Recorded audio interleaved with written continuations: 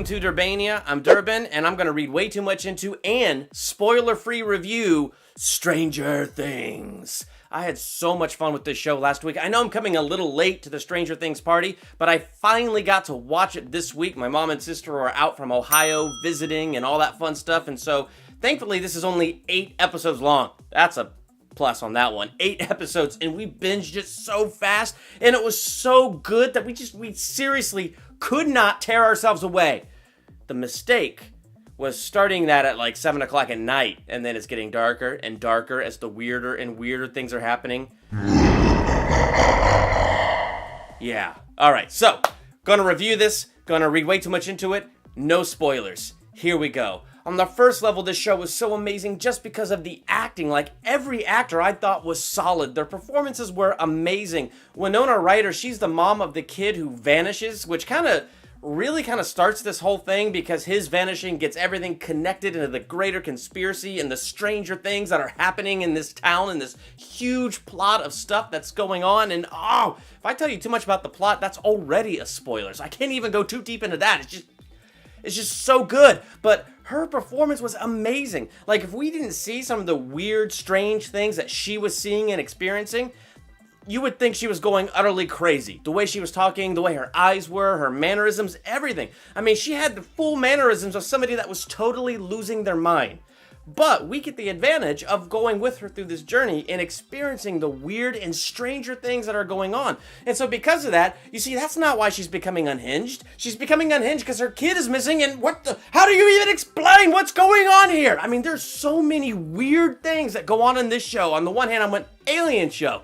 No, ghost show. No, what is this show? What is happening? And so as this stuff is happening to Winona Ryder, there's parts where I was like with her on that journey, like, I think I'm going crazy. I don't even believe what's going on.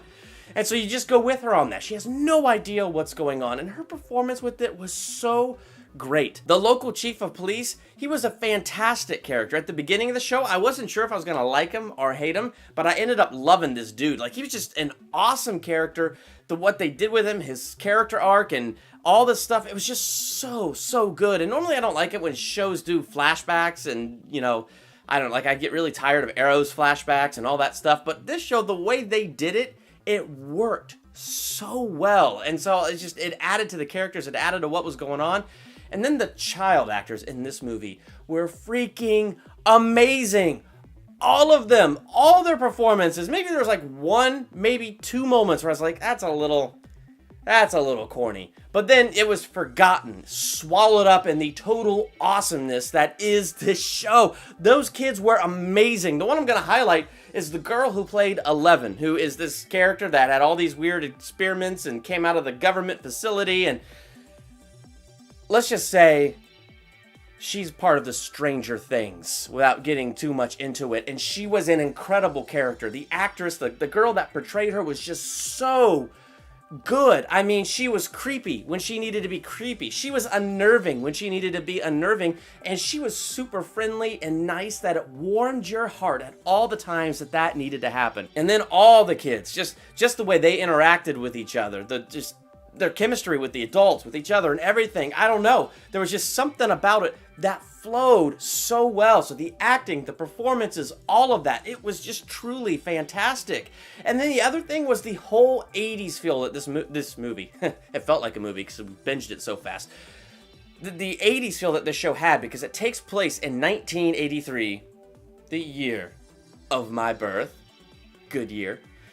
So it takes place in 1983, but the way they do it, I mean, the opening of the show has this extremely 80s feel, but not like over the top, like, oh, that's just obnoxious, but it kind of hits you with that nostalgia thing. Like, I wanted to watch the actual opening because I just like the way they did it. The musical score in each episode, it was so 80s. It was so 80s. But it was so good. It wasn't the annoying, kind of 80s music. I mean, seriously, it brought you in. The music brought you in when it was super intense. It made it even more intense. And then it had fun with the 80s type music too, and it brought back the nostalgia. So it had the nostalgia factor, it had the super intense factor. It was amazing. I grew up loving those 80s movies and things like that, and so just the way this did it was just so good. And what I loved about it, and I'm seeing a lot of people, comparing it with this, but it's a good comparison. E.T. It definitely had a huge E.T. feel to it. Like the way they brought in 11, the way they brought the kids around her, the way they did that, it had a very E.T. feel. But the real feel of that was just in the heart that came from that. The way you just got attached to that story and that situation, the way that, you loved E.T., the way that E.T. pulled your heartstrings, it was that same kind of thing. Like, it just had that ability to get to the heart. But because it's a TV show and has the advantage of doing this in 8 episodes, it had more than that. It brought in this, Super 8 feel, like this kind of dark and gritty, there is something strange in the neighborhood, who we gotta call? Like, there's just something weird going on, and it's creepy, it's scary, it's what on this green earth? The way it just kind of tugged on your heart in some places, the way it was so incredibly intense in others. Yeah, watching this at night, I did have some weird dreams. It was worth it. I'd do it again. The show is flipping fantastic. So on all of those levels, the way it brought you in, I thought it was great. And another level, and this is where I'm going to read way too much into it, was the story. The story was amazing. And the whole overarching thing of this is there is more to this world. There is more to this universe than we could ever dream, imagine, or even comprehend. I mean, we are not alone. There's so much out there way bigger than us, beyond our little understandings, that it's just insane. And what was crazy about it is, so you have these people in this government facility, they're doing experiments they shouldn't be doing, unethical on every level, and they are messing with stuff they don't even understand, which means they open a door that they can't even comprehend that they're opening, much less they've just swung it wide open and let what was in come out into our realm, into our world. And it was just so incredible to watch that. But then for me, there's this other dynamic that was at play. So you had all these guys at the government facility that just let great evil in because they messed with a doorway they didn't understand. But then you got these kids, and as they're trying to figure out where their friend is, and they're talking to their science teacher, they're trying to figure out all these other things, they're learning about dimensions and theories from other scientists, but they're also talking to Eleven and learning from her what they were doing in the facility and all that stuff. All this stuff, these kids begin to accept with the faith of a child because they are children. And what I mean by that is they're just simply believing it, but they're also making it simple. Like the way the kids understand this, the way the kids break down all this multiple dimensions and weird things and strange things, the way they break it down, the way they simplify it, it almost made it an oversimplification, and yet it was the answer. Like the way that they're going through these things in their head, the way that they were figuring out, it was the path that needed to be walked. And I just really liked that it was the faith of a child that kind of, in a sense, led to the light. To me, that is an amazing picture of the real world, that there is more than we understand out there. There is, I mean, we know more about the surface of the moon than we do about our own oceans. I'm just trying to get out that we really don't know anything. I mean, if you brought all the brilliant minds from religion and philosophy and science and whatever, and you pulled it all together, maybe, if we're lucky, we know 1% about anything at all. And that's a really big maybe.